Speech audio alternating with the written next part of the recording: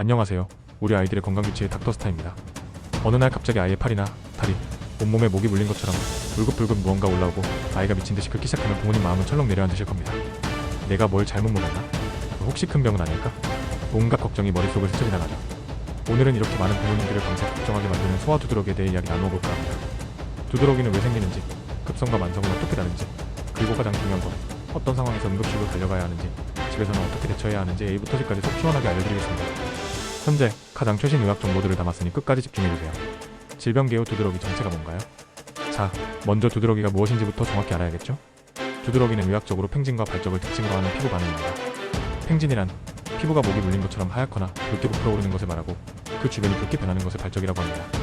이런 반응은 우리 몸의 면역세포 중 하나인 비만세포 메스트셀가 특정 자극을 받아 히스타민이라는 물질을 다량으로 분비하면서 시작됩니다. 히스타민은 혈관을 확장시키고 혈관의 투과성을 높여서 혈액 속 결장 성분이 피부 조직으로 빠져나오게 만들어요. 이것이 바로 피부가 붓는 팽진의 원리고, 동시에 히스타민이 피부의 신경말단을 자극해서 극심한 가려움증을 유발하는 겁니다. 소아 두드러기는 크게 두 가지로 나뉩니다. 급성 두드러기 6주 이내 증상이 사라지는 경우입니다. 소아 두드러기의 대부분이 여기에 해당합니다. 주로 음식, 약물, 바이러스나 세균 감염 등이 원인이 됩니다. 감기 앓고 나서 두드러기 올라오는 아이들 정말 많죠? 바로 이런 경우입니다. 만성 두드러기 6주 이상 거의 매일 두드러기가 반복되는 경우를 말합니다. 만성 두드러기는 안타깝게도 약 70에서 80%에서 특별한 원인을 찾지 못하는 만성 특발성 두드러기가 가장 많습니다. 일부에서는 자가면역 기전이나 지속적인 감염, 카성 알레르기 반응 등이 원인으로 지목되기도 합니다. 그리고 두드러기와 함께 자주 언급되는 것이 바로 혈관 부종입니다. 두드러기가 피부의 위쪽인 표피, 진피상층부가 붓는 것이라면 혈관 부종은 피부 더 깊은 곳인 진피하층부, 피하 조직이 붓는 현상입니다. 그래서 주로 눈 주위, 입술처럼 부드러운 조직이 퉁퉁 붓게 되죠. 가려움보다는 화끈거리거나 아픈 느낌이 들 수 있고, 두드러기보다 며칠 더 오래 지속되기도 합니다. 세부 증상, 우리 아이 이런 증상을 볼까요? 부모님께서 아이의 증상을 잘 관찰하시는 것이 진단에 가장 큰 도움이 됩니다. 피부 증상, 팽진과 발적 크기와 모양이 매우 다양합니다. 작은 좁쌀만 한 것부터 손바닥보다 크게 합쳐져 지도 모양처럼 보이기도 합니다. 극심한 가려움증, 아이가 잠을 못 잘 정도로 긁거나 보챌 수 있습니다. 이동성 및 반복성 가장 큰 특징 중 하나는 한 곳에 생긴 팽진이 보통 2시간 내로 최대 24시간의 흔적도 없이 사라졌다가 다른 곳에 새로 올라온다는 점입니다. 아까는 팔에 있었는데 지금은 등에 나 있어요 하시는 경우가 바로 이것 때문입니다.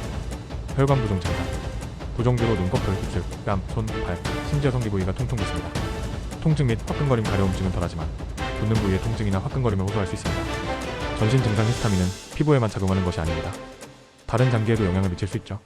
소화기 증상, 복통, 메스꺼움, 구토, 설사 등이 동반될 수 있습니다. 호흡기 증상, 목소리가 쉬거나 컹컹거리는 기침, 숨쉴 때 색색거리는 소리천명은 심하면 호흡 곤란까지 나타날 수 있습니다. 이 경우는 매우 위험한 신호입니다. 진단 방법, 원인을 찾기 위한 노력. 급성 두드러기는 대부분 원인을 특정하기 어려워 특별한 검사 없이 증상과 병력 통치만으로 진단하고 치료하는 경우가 많습니다. 하지만 특정 상황이 반복되거나 만성으로 진행될 경우 원인을 찾기 위한 검사를 시도해 볼 수 있습니다. 문제는 언제부터, 어떤 상황에서, 무엇을 먹고 어떤 약을 복용했는지 등 부모님의 자세한 설명이 가장 중요한 단서가 됩니다. 물리적 두드러기 유발 검사.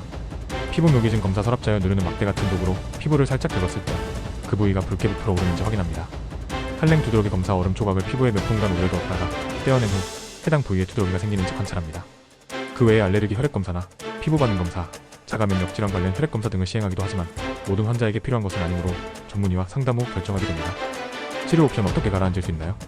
두드러기 치료의 핵심은 히스타민의 작용을 막는 것입니다. 항히스타민제 가장 기본적이고 효과적인 치료제입니다. 1세대 항히스타민제인 페니라민은 효과는 좋지만 졸음을 유발할 수 있고, 2세대 및 3세대 항히스타민제의 세티리진, 로라타딘, 펩소페나딘 등은 졸음 부작용이 훨씬 적어 낮에도 복용하기 좋습니다. 의사의 처방에 따라 정해진 용량과 기간을 잘 지켜 복용하는 것이 중요합니다. 스테로이드는 증상이 매우 심하거나 항히스타민제에 반응이 없을 때 단기간 경고 스테로이드를 처방할 수 있습니다. 강력한 항염증 효과로 증상을 빠르게 호전시키지만 장기 사용은 부작용 위험이 있어 반드시 전문의의 지시에 따라야 합니다. 최신 치료법은 주로 만성 두드러기를 사용합니다. 기존 치료에 반응하지 않는 만성 특발성 두드러기의 경우 오말리주막 상품명 졸레어와 같은 생물학적 제제를 사용해 좋은 효과를 보기도 합니다. 이는 최신 연구 동향이며 모든 환자에게 적용되는 것은 아닙니다. 에피네프린은 아나필락시스 발생 시 생명을 구하는 유일한 약입니다. 관리 및 예방, 가정에서의 케어. 병원 치료와 더불어 가정에서의 관리가 아이의 고통을 덜어줄 수 있습니다. 가려움증 완화. 시원하게 해주기 차가운 물수건이나 아이스팩을 얇은 천에 싸서 가려운 부위에 10에서 15분 정도 대주면 혈관이 수축하고 가려움증이 완화됩니다. 미지근한 물로 샤워를 해야 합니다. 뜨거운 물은 히스타민 분비를 촉진함으로 피해야 합니다. 긁지 않도록 크게 손톱을 짧게 깎아주고 긁어서 상처가 나면 2차 감염의 위험이 있으므로 주의해야 합니다. 악화요인 피하기. 꽉 끼는 옷, 과도한 운동, 스트레스, 뜨거운 목욕 등은 두드러기를 악화시킬 수 있으므로 피하는 것이 좋습니다. 원인으로 밝혀진 음식이나 약물이 있다면 반드시 피해야 합니다. 하지만 섣부른 판단으로 무작정 음식을 제한하는 것은 아이의 성장에 좋지 않으므로 반드시 의사와 상의해야 합니다. 질병의 예후 및 합병증 어떻게 진행되나요? 대부분의 소아 급성 두드러기는 며칠에서 몇 주 내에 완전히 좋아집니다. 예후가 매우 좋은 편이죠. 만성 두드러기의 경우 수개월에서 수년간 지속될 수 있어 아이와 부모님 모두 힘들 수 있지만 적절한 약물 치료로 대부분 일상생활에 지장이 없도록 조절이 가능합니다. 가장 무서운 합병증은 바로 아나필락시스입니다. 이는 특정 항원에 몸이 과민하게 반응하여 전신에 급격하게 나타나는 심각한 알레르기 반응으로 생명을 위협할 수 있습니다. 오해와 진실 이것만은 바로잡고 가세요. 오해의 두드러기는 무조건 음식을 잘못 먹어서 생긴다. 진실 아닙니다. 물론 특정 음식이 원인일 수 있지만 소아급성 두드러기의 가장 흔한 원인은 바이러스나 세균 감염입니다. 감기만 알아도 두드러기가 생길 수 있습니다. 원인을 모르는 경우도 매우 많으니 부모님께서 너무 자책하지 않으셔도 됩니다. 오해의 두드러기는 전염된다. 진실 전혀 그렇지 않습니다. 두드러기는 감염성 질환이 아닌 면역 반응의 일종이므로 다른 사람에게 절대 옮기지 않습니다. 언제 병원에 가야 할까? 가장 중요합니다. 단순히 피부에 두드러기만 났다면 너무 걱정하지 마시고 낮에 병원을 방문하셔도 됩니다. 하지만 다음 증상 중 하나라도 보인다면 이는 아나필락시스를 의심할 수 있는 응급 상황이므로 즉시 119에 신고하고 응급실로 가야 합니다. 응급 상황 체크리스트.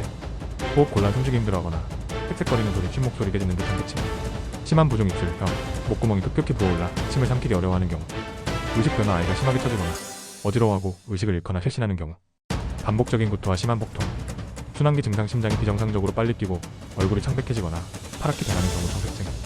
이런 상황에 대비해 이전에 심한 알레르기 반응을 겪었던 아이는 의사의 처방에 따라 자가 주사용 에피네프린 주사기로 에피펜을 휴대해야 합니다. 위급 상황 시 허벅지 바깥쪽 근육에 주사하고 즉시 119를 불러야 합니다. 주사 후 증상이 잠시 호전되더라도 다시 악화될 수 있으므로 반드시 병원에 가야 합니다. 일반적인 병원 방문 기준.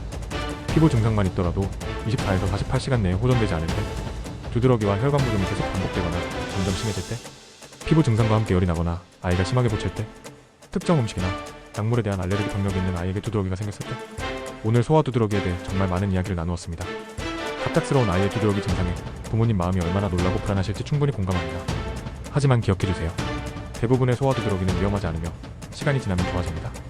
가장 중요한 것은 오늘 알려드린 위험신호, 즉 아나필락시스 증상을 정확히 삭제하고 위급시 침착하게 대처하는 것입니다. 오늘 영상이 갑작스러운 상황에 당황하신 부모님들께 든든한 가이드가 되었기를 바랍니다. 우리 아이들이 건강하게 자랄 수 있도록 닥터스타가 항상 최신 의학 정보와 함께하겠습니다. 구독과 좋아요로 응원 부탁드립니다. 감사합니다.